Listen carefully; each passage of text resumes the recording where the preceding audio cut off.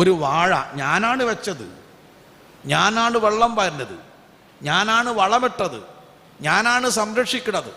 എല്ലാ ദിവസവും രാവിലെയും വൈകിട്ടും ശ്രദ്ധിക്കുകയാണ്. കൊല വന്നത്തെ താല്പര്യത്തോടെ കൂടെ നോക്കി.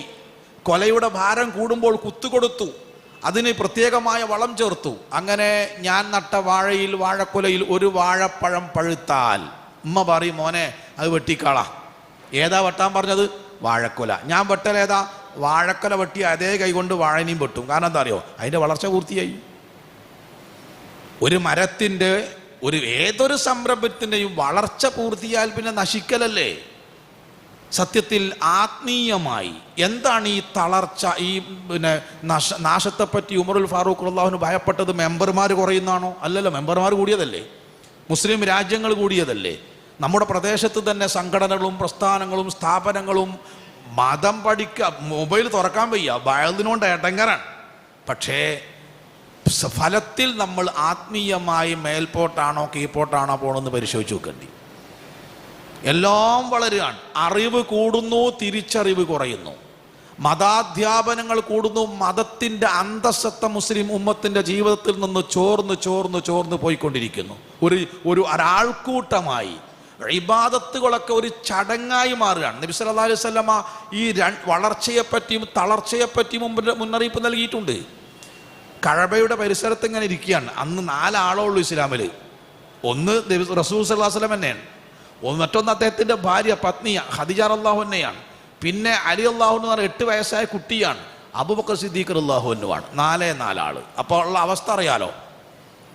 കഅബയുടെ പരിസരത്ത് വിശ്രമിക്കുമ്പോഴാണ് ഈ ആദർശം ഉള്ളിൽ ഒതുക്കി തലേന്ന് രാത്രി നേരം വെളുക്കുന്നവരെ കൊടിയ മർദ്ദനമേറ്റ പാടുമായിട്ടൊരു സ്വഹാബി പ്രവാചകന്റെ അടുക്കലേക്ക് വരുന്നത്. ചോദിച്ചു അദ്ദേഹം, അലാ തദ്ഉ ലനാ യാ റസൂലല്ലാഹ്, പ്രവാചകരെ താങ്കൾ ഞങ്ങൾക്ക് വേണ്ടി പ്രാർത്ഥിക്കുന്നില്ലേ? അലാ തസ്തൻസിറു ലനാ യാ റസൂലല്ലാഹ്, പ്രവാചകരെ താങ്കൾ ഞങ്ങൾക്ക് വേണ്ടി സഹായം തേടുന്നില്ല? ഈ അടിയും തൊഴിയും മർദ്ദനവും എത്ര കാലം സഹിക്കണം? നബി സല്ലല്ലാഹു അലൈഹി വസല്ലമ തൻ്റെ അനുചരനെ മാറോട് ചേർത്ത് പിടിച്ചുകൊണ്ട് പറഞ്ഞു, സഹോദര, നിങ്ങൾക്ക് മുമ്പും ഇവിടെ വിശ്വാസികൾ കഴിഞ്ഞു പോയിട്ടുണ്ട്. അവർ കടന്നുപോയ കനൽപദങ്ങൾ ഇതിനേക്കാൾ തീഷ്ണമായിരുന്നു. ഉദാഹരണം പറഞ്ഞു കൊടുത്തു.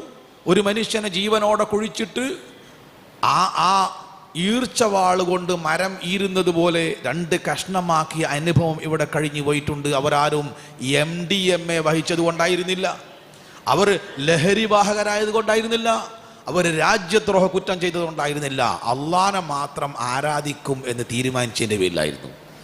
ചില മനുഷ്യരെ ജീവനോടെ ഇരുമ്പിൻ്റെ ചീർപ്പ് കൊണ്ട് ഇറച്ചി മുഴുവൻ വാർന്നെടുത്ത് അസ്ഥി മാത്രമായി നിർത്തി വേദന കൊണ്ടത് പൊളയുന്നത് കണ്ട് സന്തോഷിച്ച ആയിരക്കണക്കിന് ശത്രുക്കൾ ജീവിച്ചു കഴിഞ്ഞു പോയിട്ടുണ്ട്. അവർ ചെയ്ത തെറ്റും ലാ ഇലാഹ ഇല്ലല്ലാഹ് അംഗീകരിച്ചു എന്നതാണ്. നിങ്ങളൊരു കാര്യം മനസ്സിലാക്കണം, അറേബ്യയുടെ ഒരറ്റം മുതൽ മറ്റേ അറ്റം വരെ ഈ ആദർശമനുസരിച്ച് ജീവിക്കുവാൻ ഭയപ്പാടില്ലാത്തൊരു കാലഘട്ടം വരും. വരും എന്ന പ്രവചനം അൽ യൗമ അക്മൽതു ലക്കും ദീനക്കും എന്ന ദിവസം പൂർത്തിയായി. എന്നാൽ അതേ തിരുനാവ് കൊണ്ട് ഈ ആദർശത്തിനുണ്ടാകാവുന്ന അപജയത്തെ പറ്റിയും പറഞ്ഞിട്ടില്ലേ? മാ ബഖിയ മിനൽ ഇസ്ലാമി ഇല്ലസ്മുഹു, ഇസ്ലാമിൻ്റെ പേരിൽ പേര് മാത്രം അവശേഷിക്കുന്ന ഒരു കാലം വരും. എന്താണ് ഇസ്ലാമിൻ്റെ പേര് എൻ്റെ ജീവിതത്തിലുള്ളത്? പേര് അറബി പേരാണ്, വേറൊന്നും ഉണ്ടാവില്ല. അതിൻ്റെ ജീവിക്കുന്ന തെളിവുകളാണ് നമുക്ക് ചില ആൾക്ക് പേരുമില്ല. ഒരു 25 കൊല്ലം മുമ്പ് നമ്മുടെ മദ്രസയിലെ ഹാജർ പട്ടികയും ഇപ്പുറത്തെ ഹാജർ പട്ടിക നിർത്തി വായിച്ചു നോക്കിയാണ്. അപ്പോൾ വളരെ കൃത്യമായിട്ട് മനസ്സിലാവും, പേരുമില്ല. നമ്മുടെ നാട്ടിലിപ്പം ഞാൻ ഇസ്ലാമികമായിട്ട് പേര് കാണുന്നത് വിദേശ മറ്റ് തൊഴിലാളികളെയാണ്, അന്യ സംസ്ഥാന തൊഴിലാളികളെ. UP നിന്നും ബീഹാറിൽ നിന്നൊക്കെ വരുന്ന മുസ്ലിങ്ങളെ പേര് ചോദിച്ചാൽ ബേജാറായി പോവും. നല്ല പേരാണ്, ആ പേര് നമുക്കില്ല, നമുക്കത് പേരുമില്ല എന്നർത്ഥം. മാ ബഖിയ മിനൽ ഖുർആനി ഇല്ലാ റസ്മുഹു, പരിശുദ്ധ ഖുർആനിൽ അവശേഷിക്കുക അതിൻ്റെ ലിപികൾ മാത്രമാണ്. ഖുർആനും മുസ്ലിങ്ങളുടെ ജീവിതം തമ്മിൽ ഒരു ബന്ധം ഉണ്ടാവില്ല. പരിശോധിച്ച് നോക്കൂ, നമ്മൾ ഖുർആനിൽ നോക്കി ജീവിതത്തിൽ ഏത് കാര്യമാണ് തീരുമാനിച്ചിട്ടുള്ളത്? ദുആ, പ്രാർത്ഥന പോലും വഴിമാറിപ്പോവാണ്. ഖുർആന്റെ 1/3 ഭാഗം പഠിപ്പിച്ചത് അള്ളാഹിനോട് മാത്രമേ പ്രാർത്ഥിക്കാവുന്ന. പക്ഷെ കേരളത്തിലെ ബഹുഭൂരിഭാഗം ആളുകൾക്കും അതുപോലും മനസ്സിലായിട്ടില്ല. അവരൊക്കെ വീട്ടിൽ ഖുർആനില്ലേ ഉണ്ട്. പിന്നെ ഖുർആൻ നമ്മളുടെ ബന്ധം എന്താ? കുടിരിക്കലിൻ്റെ തലേ ദിവസം അല്ലെ കുടിരിക്കലിൻ്റെ അന്ന് രാവിലെ സുബീൻ്റെ മുമ്പ് ഖുർആനുമായിട്ട് ഇങ്ങനെ പോണ് കാണാം. എന്നിട്ട് അതാദ്യം വീട്ടിൽ കൊണ്ടുപോയിട്ട് ഷെൽഫിൽ വെച്ചാൽ കഴിഞ്ഞു, പിന്നെ ആ സാധനം തൊടൂല. ഇത്രേ ഖുർആനുള്ള ബന്ധമുള്ളൂ. റമദാൻ്റെ മുമ്പ് ഒരു മഹല്ലിൽ അഹ്ല റമദാൻ പരിപാടി. അതൊരു ഓഡിറ്റോറിയത്തിൽ വെച്ചായിരുന്നു. 500ഓളം ആളുകളുണ്ട്. ആണുങ്ങൾ ഒരു ഭാഗത്ത്, പെണ്ണുങ്ങൾ ഒരു ഭാഗത്ത്. ഖുർആന്റെ മാസമാണല്ലോ റമദാൻ. ഞാൻ ആ സദസ്സിനോട് ഒറ്റ കാര്യം പറഞ്ഞു, നിങ്ങളിൽ ആരെങ്കിലും ഒരാൾ ഇവിടെ വരിക, ഈ സ്റ്റേജിൽ വരിക, നിങ്ങളതിൽ ഖുർആൻ ഞാൻ തരാം. നിങ്ങൾക്ക് ഇഷ്ടമുള്ളൊരു പേജ് എടുത്തിട്ട് ഒരൊറ്റ പേജ് തജ്വീദിന്റെ എല്ലാ നിയമവും പാലിച്ചുകൊണ്ട് ഓതാൻ സാധിക്കുമെങ്കിൽ ഒന്ന് ഓതണം. ഒറ്റ കുട്ടി വന്നില്ല. ഇവരാരും ഖുർആൻ ഓതാത്തല്ലോ. ഇവർ പോലൊക്കെ ഇപ്പോൾ ഖുർആൻ ഓതുണ്ടാവൂലേ? റമളാന് നമ്മൾ ആകെ ചെയ്യുന്ന ഇബാദത്ത് എന്താ? ഖുർആൻ ഓത്ത. അത് 4 ആളെ മുമ്പിൽ ഓതാൻ ധൈര്യമില്ലാത്തോലെ ഓത്തെങ്ങനെ അള്ളാഹ് ഉപലെത്തുക? എന്നാലും ഞാനൊന്ന് ഖുർആൻ ഓതാൻ പഠിക്കട്ടെ. നമ്മളൊക്കെ പള്ളികളിൽ ഇപ്പോൾ ഈ ഹാഫിളീങ്ങളാണ്. നമ്മൾ ആരെങ്കിലും ആ ഹാഫിളീങ്ങളായ ഇമാമിങ്ങൾ എടുത്ത് പോയിട്ട് നിങ്ങൾ ഞാൻ ഓതുന്ന ഖുർആൻ ഒന്ന് തെറ്റുണ്ടോ നോക്കണട്ടോ എന്ന് പറഞ്ഞിട്ടുണ്ടോ? ഇല്ല. എന്താ കാര്യം? അതങ്ങനൊക്കെ മതി, ഇങ്ങനെ ഓതി ഒപ്പിച്ചാൽ മതി എന്നാ ഞാൻ പറയുന്നത്. ഖുർആനോടുള്ള കടപ്പാട് പോലും അക്ഷരങ്ങൾ മാത്രമായി ചുരുങ്ങുകയാണ്. ജീവിതവും ഖുർആനും തമ്മിൽ യാതൊരു ബന്ധവുമില്ല. നിങ്ങൾ ആലോചിച്ച് നോക്കൂ, അൽ യൗമ അക്മൽതു ലക്കും ദീനക്കും എന്ന് ഖുർആൻ ഇറക്കിയപ്പോൾ എന്താ പൂർത്തിയായത്? ഖുർആന്റെ അവതരണമാണെങ്കിൽ സഹോദരന്മാരെ, ഖുർആൻ അവതരിപ്പിക്കാൻ ഇതിനാ 23 കൊല്ലം. റമളാൻ 1-ാം രാവിൽ ഇബ്രാഹിം അലൈഹി സ്വലാത്തു വസ്സലാമിന്റെ ഏടുകൾ ഒന്നായിട്ട് അല്ലാഹ് കൊടുത്തില്ലേ? ഒറ്റ ദിവസം രാത്രി കൊണ്ട്. ആ 5-ാം ദിവസം ഇഞ്ചീൽ കൊടുത്തിട്ടില്ലേ? 6-ാം ദിവസം തൗറാത്ത് കൊടുത്തിട്ടില്ലേ? ഇങ്ങനെ ഒരൊറ്റ ഗ്രന്ഥമായി കൊടുക്കാൻ ഒറ്റ രാത്രി മതിയല്ലോ. അപ്പൊ ഇതിനെന്താ ഈ പൂർത്തീകരിച്ചു എന്ന് പറഞ്ഞാൽ എന്താ? ഈ ഖുർആന്റെ പ്രത്യേകത, ഖുർആൻ ഇറങ്ങിത്തീർന്ന അന്ന് ഖുർആൻ അനുസരിച്ച് ജീവിക്കുന്ന ഒരു സൊസൈറ്റി അവിടെ പൂർത്തീകരിക്കപ്പെട്ടു. അതാ പ്രത്യേകത. അതിനാണ് ശോഷണം സംഭവിച്ചിട്ടുള്ളത്, അല്ലാതെ ഖുർആന്റെ പ്രതികൾക്കല്ല. ഖുർആൻ ഏതൊക്കെ രൂപത്തിലുള്ള പ്രതികൾ ഈ പള്ളിയിൽ തന്നെ ഉണ്ട്. എത്ര വലുപ്പത്തിലുള്ള ഖുർആനുകളുണ്ട്. അപ്പോൾ മാ ബഖിയ മിനൽ ഖുർആനി ഇല്ലാ റസ്മുഹു. വിശ്വാസം ഖുർആൻ അനുസരിച്ചാവൂല, ഇബാദത്ത് ഖുർആൻ അനുസരിച്ചാവൂല, സ്വഭാവം ഖുർആൻ അനുസരിച്ചല്ല, സാമ്പത്തിക ഇടപാട് ഖുർആൻ അനുസരിച്ചല്ല. ഒന്നും ആകെയുള്ള ബന്ധം എന്താ? ഖുർആന്റെ അക്ഷരങ്ങൾ അവിടെ ഉണ്ട്. ഒരു അറ്റ്ലീസ്റ്റ് ഒന്ന് നോക്കി വായിക്കാൻ അറിയാം. അത് തന്നെ തെറ്റി തിരുത്തി 4 ആളോ 9 നിർത്തി ജീവിതം അനുസരിച്ച് ഓതാൻ പറഞ്ഞാലോ അതിനോട് ധൈര്യം ഉണ്ടാവില്ല. ഇതിനേക്കാൾ വലിയ ഒരു ധാർമ്മിക അധപ്പതനം ഒരു ആദർശ സമൂഹത്തിന് എന്താ വരാനുള്ളത്? അവരവരുടെ വേദഗ്രന്ഥവുമായി യാതൊരു ബന്ധവുമില്ല എന്ന് പറഞ്ഞാൽ. ഇപ്പം ഞാൻ ഒറ്റ ഹദീസേ സൂചിപ്പിക്കുന്നുള്ളൂ. മതം എന്ന് പറയുന്നത് നബി സല്ലല്ലാഹു അലൈഹി വസല്ലമ നമ്മെ ഒരു പ്രാർത്ഥന പഠിപ്പിച്ചു. അത് കേവലം ഒരു പ്രാർത്ഥനയല്ല, അതാണ് മതം. 3 കാര്യങ്ങളാണ്. ആ കാര്യത്തോട് നമ്മുടെ സമീപനം എന്താണ് എന്ന് പരിശോധിച്ചാൽ നമ്മൾ ആദർശ രംഗത്ത് വളരുകയാണോ തളരുകയാണോ, വളർച്ചയാണോ തളർച്ചയാണോ കൃത്യമായി മനസ്സിലാവും.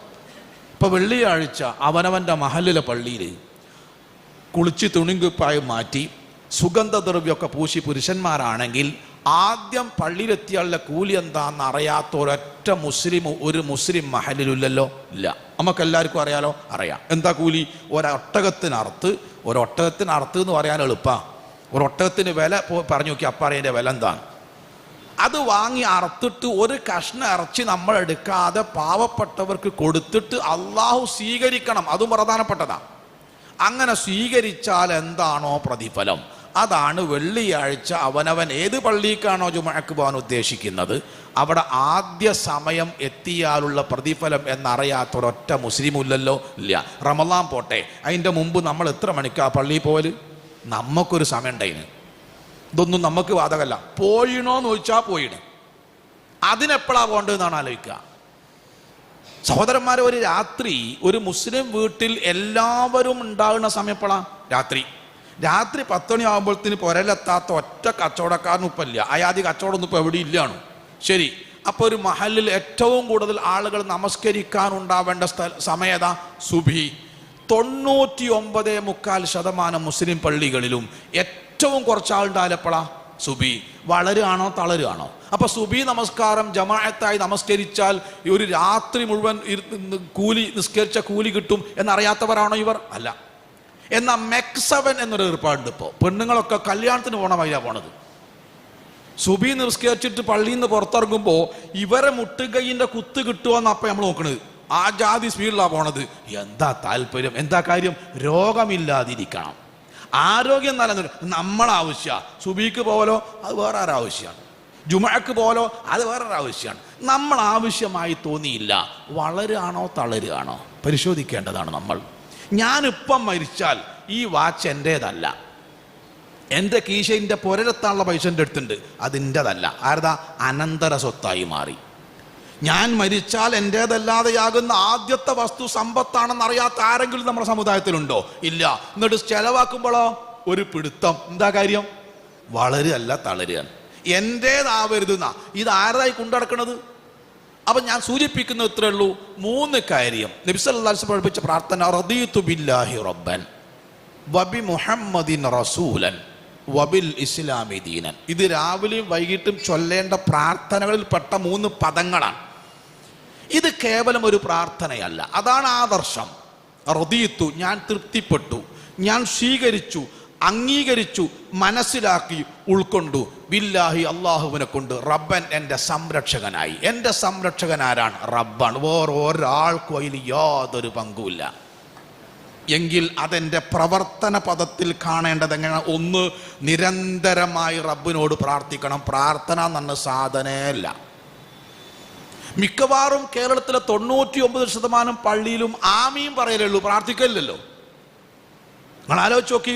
നമസ്കരിച്ച് കഴിയുന്നു, ഉസ്താദ് പ്രാർത്ഥിക്കുന്നു, ആമീൻ പറയും. ഞാൻ അന്നൊരു പള്ളി കയറി നമസ്കരിച്ച് കഴിഞ്ഞ ഒരു സുഹൃത്തിനോട്, നിങ്ങളിപ്പോൾ എന്തേ അള്ളാഹിനോട് ചോദിച്ചത്? നിങ്ങൾ ദ്വാരുന്നോ? ഞാൻ ദ്വാരുന്നല്ലോ. ഇല്ലല്ലോ. നിങ്ങൾ ആമീൻ പറഞ്ഞല്ലേ? നിങ്ങൾ ദ്വാരുന്നില്ല. അയാൾ പറഞ്ഞാൽ ആമീൻ പറഞ്ഞതാ. നിങ്ങൾ ആവശ്യങ്ങൾ പറഞ്ഞോ? ഇല്ല. എപ്പോഴും പറയണ്ടോ? ഇല്ല. നോക്കി, നിങ്ങൾ 5 നേരം പള്ളിയിൽ പോണ ഒരു മുസ്ലിമിന് ഓനക്ക് ആവശ്യമുള്ള കാര്യം പടച്ചവനോട് ചോദിക്കാനുള്ള അവസരം കേരളത്തിലെ 90% പള്ളിയിലും ഇല്ല. ആരോ പറഞ്ഞ് ആമീൻ പറയാൻ. നോക്കി, നിങ്ങൾ എൻ്റെ ആവശ്യം പറയണ്ടേ? റദീതു ബില്ലാഹി റബ്ബൻ. അള്ളാഹിനോട് മാത്രം പ്രാർത്ഥിക്കുക, അള്ളാഹിനോട് എല്ലാം പ്രാർത്ഥിക്കുക. പ്രാർത്ഥനയുടെ പ്രാധാന്യമാണ് നോമ്പിനെ പറ്റി പറയുന്ന ആയത്തൊന്ന് പരിശോധിച്ച് നോക്കേണ്ടി. നോമ്പിനെ പറ്റി പറയുന്ന ആയത്തിന്റെ ഇടയിലാണ് അള്ളാഹ് പറഞ്ഞത്, വഇദാ സഅലക ഇബാദി അന്നീ ഫഇന്നീ ഖരീബ്. പ്രാർത്ഥനന്റെ ആയത്ത് എവിടെ തീരി വെച്ചെന്നറിയോ? നോമ്പിന്റെ ഉള്ളിൽ. ഇപ്പൊ നോമ്പിന്റെ ആത്മാവെന്താ?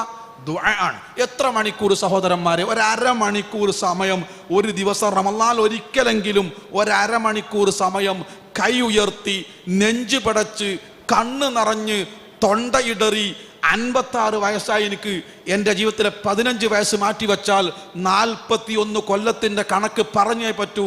ആ 40 കൊല്ലത്തിൻ്റെ ഇടക്ക് എൻ്റെ കണ്ണുകൊണ്ട് കണ്ടുപോയ, ചെവി കൊണ്ട് കേട്ടുപോയ, നാവ് കൊണ്ട് സംസാരിച്ചു പോയ, മനസ്സുകൊണ്ട് ആഗ്രഹിച്ചു പോയ, സാമ്പത്തിക രംഗത്ത്, പെരുമാറ്റത്തിൽ, ഇടപാടിൽ, സ്വഭാവത്തിൽ, ആചാര അനുഷ്ഠാനങ്ങൾ സംഭവിച്ചു പോയ പാപങ്ങൾ എടുത്തു പറഞ്ഞ് ഒരു തുള്ളി കണ്ണുനീര് റമളാൻ 17 നമ്മൾ നെഞ്ചിലേക്ക് വീണിട്ടുണ്ടോ എന്ന് ആലോചിക്ക്. 2 or 3 കാര്യം പറഞ്ഞാൽ തീർന്ന്. മനസ്സിലായോ? ചിലപ്പോൾ വീട്ടിൽ നിന്ന് പോകുമ്പോൾ നമ്മളെ വീട്ടിലെ കുട്ടികളും പെണ്ണുങ്ങളും ഒക്കെ മൊബൈൽ ഇവിടെ വെച്ചിട്ട് സംസാരിക്കുക, കൈകൊണ്ട് വെണ്ടക്ക എരിയാൻ, മീൻ മുറിക്കാൻ, തിരിച്ചു വരുമ്പോൾ ഇവിടെ 3/4 മണിക്കൂറായി. ഈ 3/4 മണിക്കൂർ അള്ളാഹിനോട് സംസാരിക്കലുണ്ടോ? അള്ളാഹിനോട് ഇപ്പം എന്താ അത്ര സംസാരിക്കാൻ? നിങ്ങൾ വീട്ടിൽ പോയിട്ട് 23 ഇടുക, എന്നിട്ട് 23 പൂജ്യം ഇടുക. എത്ര വായിക്കാൻ നിങ്ങൾക്ക് അറിയില്ല, നിങ്ങൾക്കും അറിയില്ല. എന്തിനാ പറഞ്ഞതെന്നറിയോ? അതാണ് ഒരു മനുഷ്യന്റെ ജീവിതത്തിലെ കോശത്തിന്റെ എണ്ണം. ആ ഓരോ കോശത്തിലേക്കും നിരന്തരമായി രക്തം പമ്പ് ചെയ്തില്ലെങ്കിൽ ആ ഭാഗം കുഴഞ്ഞു പോകും, സ്ട്രോക്ക് ഉണ്ടാവും. അങ്ങനെ നമ്മളൊക്കെ ഇത്രയും കാലം സംരക്ഷിച്ച റബ്ബിനോട് നമുക്കൊന്നും പറയാനില്ലല്ലേ? ഒന്നും പറയാനില്ല. ഞാൻ ജനിച്ചന്ന് മുതൽ ഇന്ന് വരെ എൻ്റെ ഹൃദയം ഒരു മിനിറ്റിൽ 72 പ്രാവശ്യം മിടിപ്പിക്കുന്ന റബ്ബിനോട് എനിക്കൊന്നും പറയാനില്ലേ? അള്ളാഹിനോട് പറയണം. 1. 2, അള്ളാഹിന്റെ കൽപ്പനക്കാണോ സൃഷ്ടികളുടെ കൽപ്പനക്കാണോ പ്രാധാന്യം? അള്ളാഹ് ഒരു കാര്യം പറഞ്ഞു, സൃഷ്ടികൾ ഒരു കാര്യം പറഞ്ഞു, ഏതിനാ പ്രാധാന്യം? റദീതു ബില്ലാഹി റബ്ബൻ എന്ന് പറയുന്ന ഒരാൾക്ക് അള്ളാഹ് പറഞ്ഞതിനോടാ പ്രാധാന്യം. നിങ്ങൾ ആലോചിച്ച് നോക്കൂ. 3 കൊല്ലം മാസ്ക് ഇട്ട് അള്ളാഹ് പറഞ്ഞതാ? അല്ല. 3 കൊല്ലം കൂട്ടുകൂടി ഇരുന്നില്ല. ആര് പറഞ്ഞതാ? ഗവൺമെന്റ് പറഞ്ഞതാ, ഹെൽത്ത് ഡിപ്പാർട്ട്മെന്റ് പറഞ്ഞതാ. അള്ളാഹ് പറഞ്ഞാലോ? ആലോചിക്കട്ടെ. നിങ്ങൾ ആലോചിച്ച് നോക്കൂ. മഴക്കാലം തുടങ്ങി, നമ്മുടെ വീട്ടിൽ കോർപ്പറേഷൻ്റെ ഹെൽത്ത് ഡിപ്പാർട്ട്മെന്റ് ആളുകൾ വന്നു. നമ്മുടെ കിണറ്റിലെ വെള്ളം പരിശോധിച്ചിട്ട് പറഞ്ഞു, മൗലവി അല്ലെ കാക്കേ താത്തേ, ഈ വെള്ളം കുടിക്കാൻ ഉപയോഗിക്കണ്ട കേട്ടോ, അലക്കാനൊക്കെ എടുത്തോളി, പാത്രം കഴുകാനൊക്കെ എടുത്തോളി, പക്ഷെ കുടിക്കാൻ ഈ വെള്ളം എടുക്കണ്ട. വലിയ ഗുണം, വലിയ മസ്റ്റർഡായിട്ട്. എന്നാലും ചെറിയ ചെറിയ പ്രശ്നങ്ങളുണ്ട്. എന്തിനാ പിന്നെ വെറുതെ? വേറെ വെള്ളം ഉണ്ടല്ലോ, വാട്ടർ അതോറിറ്റിയിലൊക്കെ വെള്ളം ഉണ്ടല്ലോ, അതുകൊണ്ട് ഭക്ഷണം പാകം ചെയ്തോളൂ, ഈ വെള്ളം കുടിക്കാനൊക്കെ എടുത്തോളൂ, കുടിക്കാൻ എടുക്കണ്ട എന്ന് ഹെൽത്ത് ഡിപ്പാർട്ട്മെന്റ് ആൾ ഒറ്റവട്ടം പറഞ്ഞാൽ മതി. പിന്നെ നമ്മളോ, നമ്മളെ മക്കളോ, നമ്മുടെ ബന്ധുക്കളോ ഒരു തുള്ളി വെള്ളം നമ്മൾ കൊടുക്കുവോ? കൊടുക്കൂല. അപ്പൊ ഹെൽത്ത് ഡിപ്പാർട്ട്മെന്റ് പറഞ്ഞ കടലാസിന്റെ വില അള്ളാന്റെ കൽപ്പനക്കുണ്ടോ? പരിശോധിച്ച് നോക്കി. നിങ്ങൾ ഇനി അടുത്ത വക്തിന് ഇവിടെ ഇമാമത്ത് ഇഖാമത്ത് കൊടുത്തിട്ടേ പുരുഷന്മാരെ തുണിയും പാൻറ്റും ഒക്കെ എവിടെയെന്ന് നോക്കേണ്ടിട്ടോ. ഒരു പ്രശ്നമില്ലല്ലോ.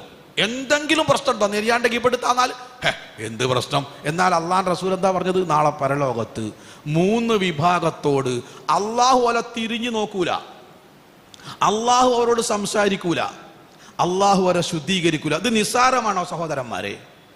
പുഴുക്കളെ പോലെ ലക്ഷക്കണക്കിന് സൂര്യന്മാരുടെ മുമ്പിൽ അതികഠിനമായ ചൂടേറ്റ് വിയർപ്പേറ്റ് ക്ഷീണിച്ച് തളർന്ന് ആയിരക്കണക്കിന് 10,000-കണക്കിന് കൊല്ലം മനുഷ്യരവിടെ കിടക്കുക നിസ്സാര കാര്യമാണോ? അള്ളാഹ് പരിഗണിച്ചില്ല, അവിടുന്ന് എങ്ങനെ രക്ഷപ്പെടുക? അള്ളാഹ് 3 വിഭാഗത്തെ പരിഗണിക്കൂല എന്ന് പറഞ്ഞാൽ ഒന്നാമത്തെ വിഭാഗം ആരാന്നറിയോ? ആണുങ്ങൾ ഓൻ്റെ തുണിയാവട്ടെ ഫാൻ്റാവട്ടെ നെരിയാണിക്ക് കീപ്പട്ടാണോ? ഇത് നമ്മൾക്ക് എന്തെങ്കിലും ഗൗരവമുള്ളൊരു സംഗതിയാണോ? ഒന്ന് അല്ലല്ലോ. ഗവൺമെന്റ് പറഞ്ഞാലോ റെഡിയാണ്.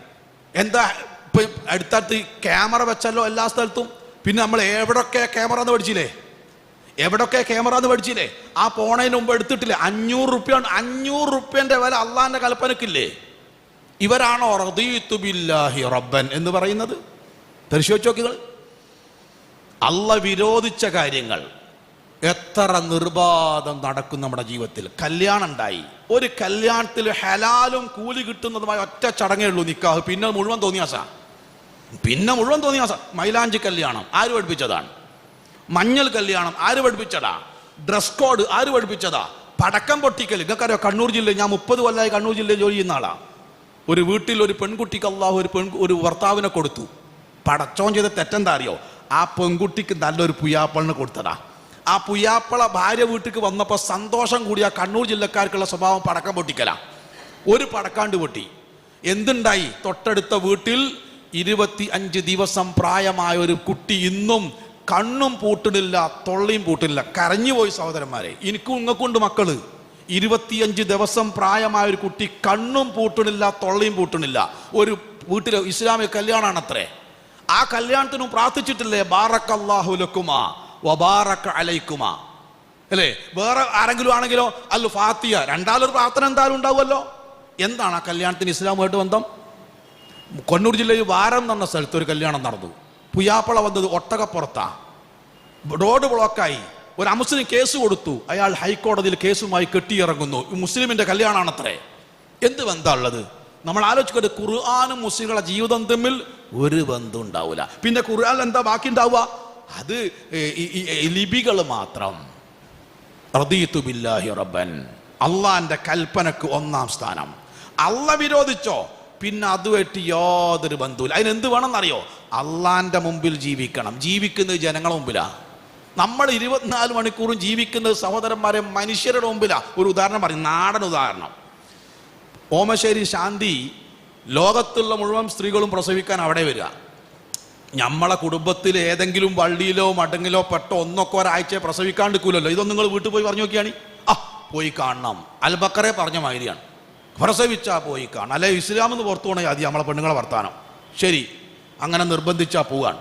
പോകുമ്പോൾ എന്തെങ്കിലും ഒന്ന് വാങ്ങാതെ പോയാൽ ഓലെന്താ വിചാരിക്കുകയാണ്. അപ്പൊ ആരംഭരാ ജീവിക്കണത്? ആയിക്കോട്ടെ, ഞാൻ കച്ചറ വേണ്ട, 1 കിലോ നേന്ത്രപ്പഴം 80 ഉറുപ്പ്യാണ്. 80 ഉറുപ്പ്യ അത് വാങ്ങി 1 കിലോനോ ഇതും കൊണ്ട് മനുഷ്യരുടെ അടുത്ത് പോകാൻ പറ്റുമോ? അതെന്താ? ഓലെന്താ വിചാരിക്കുക? ഉണ്ടാവും 3 210 324 240 ഉറുപ്പ്യ അത് വാങ്ങുമ്പോ ഒരു സാധനം മാത്രം 10 കോഴിമുടിയും 500 500 ഇതും കൊണ്ട് ശാന്തി പോയപ്പോ എന്താ സ്ഥിതികൾ? നമ്മൾ കാണാൻ പോയ പെണ്ണിന്റെ കട്ടിലിന്റെ അടിയിൽ ഒരു കച്ചവടം തുടങ്ങാൻ മാത്രം നേന്ത്രായക്ക. എന്താ കാര്യം? ജനങ്ങളെ മുമ്പിലാ ജീവിക്കുന്നത്, പടച്ചോന്റെ മുമ്പിലല്ല. ഇതൊക്കെ കൂലി കിട്ടുന്ന നിങ്ങൾ വിചാരിച്ചത്? രോഗികളെ കാണാൻ, രോഗികൾ ലേറ്റാ. ചില വീട്ടിൽ രോഗി ആയാലുണ്ടാവും ബസ്സൊക്കെ വിളിച്ച് എളാമനി മൂത്താമനി എല്ലോ. എന്തിന്? ഞാനാ കല്യാണം കഴിഞ്ഞിട്ടേ ഉള്ളൂ. ആ കഴിഞ്ഞ പുയ്യാപ്പന്റെ ബാപ്പേന് അപ്പ എന്താ അറിയോ? ജനങ്ങൾ ചോദിക്കും, എന്തേ മൂത്താപ്പ വരാഞ്ഞ്? അമ്മ ആർക്ക് വേണ്ടിയാ പോണത്? അള്ളാഹ്ക്ക് വേണ്ടിയാണോ ജനങ്ങൾക്ക് വേണ്ടിയാണോ? നബി സല്ലല്ലാഹു അലൈഹി വസല്ലം സദസ്സിൽ ജിബ്രീൽ അലൈഹിസ്സലാത്തു വസ്സലാം വന്നിട്ട് ഒരു ചോദ്യം ചോദിച്ചു. ഒരു ഹദീസിന്റെ ഗ്രന്ഥത്തിൽ പറയുന്ന പേര് ഹദീസു ജിബ്രീൽ എന്നാ. ഹദീസു ജിബ്രീൽ എന്നൊരു ഹദീസ് എല്ലാ ഹദീസിന്റെ ഗ്രന്ഥത്തിലുണ്ട്. അത് റിപ്പോർട്ട് ചെയ്തത് ഉമറുൽ ഫാറൂഖ് റളിയല്ലാഹു അൻഹു ആണ്. അദ്ദേഹം പറയാ, കുന്നാ ജുലൂസൻ ഇൻദ നബി സല്ലല്ലാഹു അലൈഹി വസല്ലം, ഞങ്ങൾ പ്രവാചകന്റെ സദസ്സിൽ ഇങ്ങനെ ഇരിക്കുകയാണ്. അപ്പോഴാണ് ഒരു വെളുത്ത വസ്ത്രം ധരിച്ച, കറുത്ത മുടിയുള്ള, തിങ്ങിയ താടിയുള്ള, പള്ളിക്കുളത്തിൽ നിന്ന് കുളിച്ചിട്ട് കയറി വരുന്ന സൗരഭ്യം, യാത്രയുടെ യാതൊരു അടയാളവും അയാളിൽ കാണാനില്ല. യാത്രൻ്റെ യാതൊരു അടയാളവും ഇല്ല എന്ന് പറഞ്ഞാൽ പള്ളിൻ്റെ തൊട്ടടുത്ത് താമസിക്കുന്നവനാണെന്നാണ് അതിൻ്റെ അർത്ഥം. പക്ഷെ ആർക്കും പരിചയമില്ല. പള്ളിൻ്റെ അടുത്ത് താമസിക്കുന്നവർ എല്ലാവർക്കും പരിചയം ഉണ്ടാവും, ആർക്കോട്ട് പരിചയമില്ല എന്ന യാത്രയുടെ യാതൊരു അടയാളവുമില്ല. അതെല്ലാവരും കൗതുകമുണ്ടാക്കി. അദ്ദേഹം പള്ളിയിൽ കയറി പ്രവാചകന്റെ നേരെ ചെന്ന് പ്രവാചകന്റെ മുട്ടുംകാലിനോട് തൻ്റെ മുട്ടുംകാലാണ് ചേർത്തി ഇരുന്നിട്ട് ചോദിച്ചു, അഖ്ബിർനി അനിൽ ഇസ്ലാം, പ്രവാചകരെ എനിക്ക് ഇസ്ലാം കാര്യം പറഞ്ഞു തരി. അപ്പൊ അള്ളാന്റെ റസൂൽ ഇസ്ലാം കാര്യം 5 കാര്യം പറഞ്ഞു കൊടുത്തു. അപ്പൊ ഇയാൾ പറയാ, സദഖത്ത, താങ്കൾ സത്യം പറഞ്ഞു. അയാൾ പഠിപ്പിക്കാൻ വന്നാണോ പഠിക്കാൻ വന്നതാണോ? സദഖത്ത എന്ന് പറയുന്നത് ഇയാൾ ആദ്യം പഠിച്ചിട്ടാണ്. അപ്പൊ എല്ലാവർക്കും കൗതുകമായി. രണ്ടാമത് ചോദിച്ചു ഈമാൻ കാര്യമാണ്. ഈമാൻ കാര്യം പറഞ്ഞപ്പോൾ അദ്ദേഹം പറഞ്ഞു, സദഖത്ത, താങ്കൾ സത്യം പറഞ്ഞു. മൂന്നാമത്തെ ചോദ്യമാണ് മർമ്മം, വമൽ ഇഹ്സാൻ, എന്താണ് ഇഹ്സാൻ? ഈമാൻ കാര്യം വിശ്വസിക്കുന്നത് കൊണ്ടും ഇസ്ലാം കാര്യം അനുഷ്ഠിക്കുന്നത് കൊണ്ടും ഒരു മനുഷ്യൻ എത്തേണ്ട വിധാനമാണ് ഇഹ്സാൻ. അതില്ല പിന്നെ രണ്ടിന് യാതൊരു ജീവനും ഇല്ല. എന്താ റസൂൽ പറഞ്ഞത്? അൻ തഅബുദല്ലാഹ കഅന്നക തറാഹു, നീ അള്ളാഹുവിനെ അങ്ങോട്ട് കാണുന്നത് പോലെ ജീവിക്കലാണ്.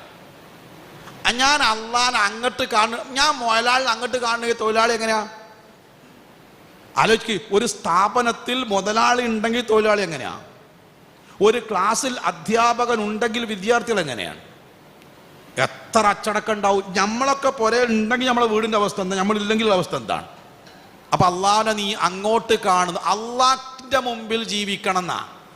ഇനി അവനെ നീ അങ്ങോട്ട് കാണുന്നില്ലെങ്കിലും ഫഇന്നഹു യറാക, അതൊരു സത്യമാണല്ലോ, അള്ളാഹു നിന്നെ കാണുന്നു. ഈ ബോധമാണ് നിന്നെ നിയന്ത്രിക്കേണ്ടത്. എല്ലാ വിഷയത്തിലും അവന്റെ എല്ലാത്തിനെയും നിയന്ത്രിക്കേണ്ടത് ഈ ബോധമാണ്. ഞാൻ ഒറ്റ ചരിത്രം പറയാം. നബി സല്ലല്ലാഹു അലൈഹി വസല്ലമയുടെ സഹാബികളിൽ 2.5 ലക്ഷം സഹാബികളുടെ കൂട്ടത്തിൽ അള്ളാഹുവിന്റെ റസൂൽ സല്ലല്ലാഹു അലൈഹി വസല്ലം ഒരു സഹാബിന്റെ മുഖത്ത് നോക്കി, ഇന്നി ഉഹിബ്ബുക, ഞാൻ താങ്കളെ സ്നേഹിക്കുന്നു എന്ന് പറഞ്ഞത് മുആദ് ഇബ്നു ജബൽ റളിയല്ലാഹു അൻഹുവിനോട് മാത്രമാണ്. യാ മുആദ് ഇന്നി ഉഹിബ്ബുക 3 പ്രാവശ്യം ആവർത്തിച്ച് പറഞ്ഞു. ഏക സഹാബിയാണത്. അത്ര പ്രവാചകൻ ഇഷ്ടപ്പെട്ട ആളാണ്. അദ്ദേഹത്തിന്റെ ക്ലാസ്, കർമ്മശാസ്ത്ര ക്ലാസ് വളരെ പ്രഗത്ഭമായിരുന്നു. പ്രവാചകൻ തന്നെ പറഞ്ഞു, കർമ്മശാസ്ത്രത്തിൽ നിങ്ങൾക്ക് സംശയം ഉണ്ടോ ഇവനോട് ചോദിച്ചാൽ മതി. അദ്ദേഹത്തിന്റെ ക്ലാസ് കേൾക്കാൻ ധാരാളം ആളുകൾ തടിച്ചുകൂടും. അങ്ങനെ ഡമാസ്കസിൽ, സിറിയൻ തലസ്ഥാനമായ ഡമാസ്കസിൽ ഒരിക്കൽ അദ്ദേഹത്തിന്റെ ക്ലാസ് ഉണ്ടെന്ന് കേട്ടപ്പോൾ ഒരുപാട് ആൾ തടിച്ചുകൂടി ക്ലാസ് കേട്ടു, സംശയം തീർത്തു, ചോദ്യം ചോദിച്ചു, പിരിഞ്ഞു. ഒരാൾ പോവാതെ അവിടെ ഇരിക്കുന്നുണ്ട്. എന്താണ്? എല്ലാവരും പോയപ്പോൾ ഇയാൾ ഓടി വന്ന് പറഞ്ഞു, യാ മുആദ് ഇന്നി ഉഹിബ്ബുക, ഞാൻ താങ്കളെ സ്നേഹിക്കുന്നു. അള്ളാഹുവിന്റെ റസൂൽ സ്നേഹിച്ച ആളാണ് നിങ്ങൾ. അന്ന് മുതൽ തുടങ്ങി ഞങ്ങൾക്ക് നിങ്ങളോട് സ്നേഹം. കാണാൻ തരെ പറ്റിയില്ല, നിങ്ങൾ വരുന്നുണ്ട് കേട്ടപ്പോൾ ഞാൻ വളരെ ദൂരത്ത് നിന്ന് വന്നതാണ്, ഞാൻ താങ്കളെ സ്നേഹിക്കുന്നു. നബി സല്ലല്ലാഹു അലൈഹി വസല്ലമയുടെ ഈ അരുമ ശിഷ്യൻ തന്നെ സ്നേഹിക്കുന്നു എന്ന് പറഞ്ഞ് ഈ മനുഷ്യനോട് ചോദിച്ചൊരു ചോദ്യമുണ്ട്, അലില്ലാഹി, അള്ളാഹുവിന് വേണ്ടിയാണോ ഈ സ്നേഹം? അദ്ദേഹം പറഞ്ഞു അതെ. 3 പ്രാവശ്യം ആവർത്തിച്ചു, അള്ളാഹ്ക്ക് വേണ്ടിയാണോ ഈ സ്നേഹം? 3 പ്രാവശ്യം അദ്ദേഹം പറഞ്ഞു അതെ, അള്ളാഹ്ക്ക് വേണ്ടിയാണ്. എങ്കിൽ അബ്ശിർ, താങ്കൾ സന്തോഷിക്കണം. എന്ത്? ഇന്നി സമിഅ്തു റസൂലല്ലാഹി സ്വല്ലല്ലാഹു അലൈഹി വസല്ലമ യഖൂൽ, അള്ളാഹുവിന്റെ റസൂൽ പറയുന്നത് ഞാൻ കേട്ടിട്ടുണ്ട്. മൻ അഹബ്ബ ലില്ലാഹ്, അള്ളാഹ്ക്ക് വേണ്ടി സ്നേഹിക്കുക, വ അബ്ഗദ ലില്ലാഹ്, അള്ളാഹ്ക്ക് വേണ്ടി കോപിക്കുക, ദേഷ്യം പിടിക്കുക, വ അഅ്താ ലില്ലാഹ്, അള്ളാഹ്ക്ക് വേണ്ടി കൊടുക്കുക, വമനഅലില്ല, അള്ളാഹ്ക്ക് വേണ്ടി കൊടുക്കാതിരിക്കുക, വ അൻകഹലില്ല, അള്ളാഹ്ക്ക് വേണ്ടി വിവാഹം കഴിക്കുക, ഫഖദ് ഇസ്തക്മല ഈമാനഹു, അവന്റെ ഈമാൻ പൂർത്തിയായി. അപ്പൊ വൈകാരികമായ തലങ്ങൾ പോലും അള്ളാഹ്ക്ക് വേണ്ടിയാവണം. സ്നേഹം, വെറുപ്പ്, ഇതൊക്കെ വികാരമാണ്. ആ വികാരത്തെ പോലും ചിട്ടപ്പെടുത്താൻ മാത്രം ഒരു അള്ളാഹിനെ പറ്റിയുള്ള ബോധം, അതാണ് ഇഹ്സാൻ. അത് നമ്മുടെ മനസ്സിൽ വേണം. അതാണ് റദീതു ബില്ലാഹി റബ്ബൻ എന്നതുകൊണ്ട് മറ്റൊരർത്ഥമാക്കുന്നത്. അള്ളാഹ് വിരോധിച്ച കാര്യങ്ങൾ എത്ര നിർബാധമാണ് സഹോദരന്മാരെ. സാമ്പത്തിക രംഗത്ത് വളർച്ച ഉണ്ടായപ്പോൾ നമ്മുടെ ജീവിതത്തിലേക്ക് കടന്നു വന്നത് ഹറാമുകളല്ലേ. പെട്രോൾ ഓർഡർ കേരളത്തിന് മുമ്പിൽ തുറക്കുന്നതിന് മുമ്പ് നമ്മുടെ കല്യാണം എങ്ങനെയായിരുന്നു? ഇപ്പം നമ്മളെ കല്യാണം എങ്ങനെയാണ്? അന്ന് നമ്മൾ വസ്ത്രം എന്തായിരുന്നു? ഇപ്പം നമ്മളെ വസ്ത്രം എങ്ങനെയാണ്? അന്ന് നമ്മളെ വീട് എങ്ങനെയായിരുന്നു? ഇപ്പോൾ ഉള്ള വീട് എങ്ങനെയാണ്? അന്നത്തെ ഭക്ഷണം എങ്ങനെയാണ്? ഇന്നത്തെ ഭക്ഷണം എങ്ങനെയാണ്? പരിശോധിക്കുക. ഹറാമുകളെ കുത്തൊഴുക്കല്ലേ വന്നത് സാമ്പത്തികമായി വളർന്നപ്പോൾ. എന്നാൽ നബി സല്ലല്ലാഹു അലൈഹി വസല്ലമയുടെ കാലത്ത് കള്ള് ഹറാമാക്കി. നമുക്ക് എല്ലാവർക്കും ഒരേ ചരിത്രം. അബൂ തൽഹ റളിയല്ലാഹു അൻഹു ആണ് വലിയ അബ്കാരി കോൺട്രാക്ടർ. അദ്ദേഹത്തിൻ്റെ കള്ള് ഷാപ്പ് മദീന പള്ളിയുടെ തൊട്ടടുത്ത. നിസ്കരിക്കും ചെയ്യുക, കള്ളുടിക്കുകയും ചെയ്യുക.